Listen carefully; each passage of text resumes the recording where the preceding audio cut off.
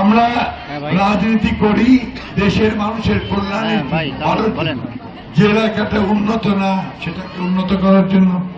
আল্লাহর অশেষ রহমতে এই 14-15 বছরের এই দুর্দিন কালো রাত পার হয়ে আমরা এখন একটা সুদিনের সামনে আসছি, একটা ভালো সম্ভাবনা দেখা যাচ্ছে। গত 15টা বছর আমি খুব ঝামেলায় ছিলাম। আমার দলের বিএনপির প্রধান খালেদা জিয়া তিনি জেলে ছিলেন, আর তারপরে যে নেতা তারেক রহমান তিনি নির্বাসিত হয়ে লন্ডনে পরে দলটার পুরা দায়িত্বটা আমার উপর এসে পড়ছে। তো আমরা সারা দেশে এই দলকে ঠিক রাখার জন্য ঠাকুরগাঁয়ে কম আসতে পারছি, এই জন্য আপনারা আমাকে ক্ষমা করে দেবেন। আমরা রাজনীতি করি দেশের মানুষের কল্যাণে, যে এলাকাটা উন্নত না সেটাকে উন্নত করার জন্য।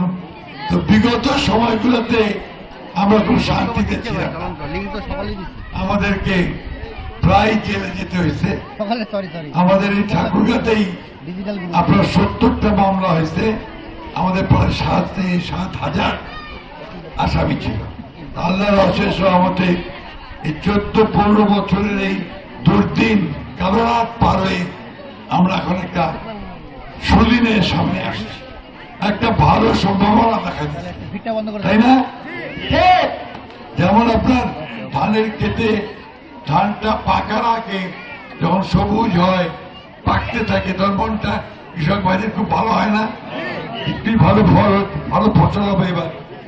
ওইরকম আমরা এইবার দেশে একটা ভালো নির্বাচন হবে, সবাই ভোট দিতে পারবে, ভোট দিয়ে ভালো মানুষটাকে ভালো দলটাকে নির্বাচন করতে পারবে, এরকম একটা আশা মনের মধ্যে জাগছে, তাই না? তারপর আপনারা সবাই কিন্তু চান এবার আমরা ভোট দিব।